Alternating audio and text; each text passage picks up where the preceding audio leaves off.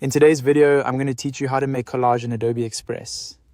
To get started, open your project in Adobe Express.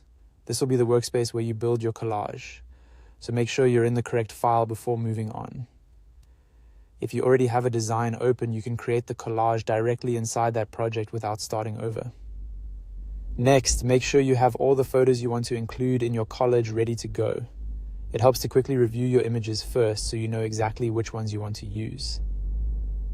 Having your photos prepared in advance makes the process much smoother and helps you create a cleaner final layout.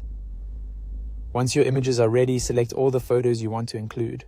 Be careful to choose only the images that belong in the collage, since Adobe Express will use your selection to generate the layout automatically. This is a useful time to double check that you haven't missed any important photo and that you haven't selected anything extra by accident. After selecting your photos, move over to the left side panel and find the Create Collage option. Click it and Adobe Express will automatically generate a collage for you. This is the fastest part of the process, and it gives you an instant layout based on the images you selected. It's a great starting point, especially if you want a polished arrangement without placing every photo manually.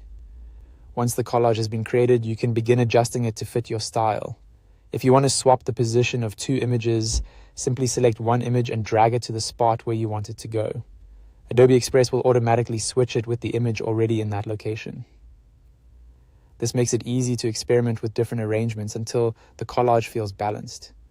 If part of the collage needs to be larger or smaller, click that section and look for the resize handle. Then drag it to adjust the size. This is helpful when you want to give more emphasis to one image or create a more visually appealing composition. If you want to change which part of an image is visible inside its frame, double-click the image. From there, adjust it until the part you want to highlight is showing properly.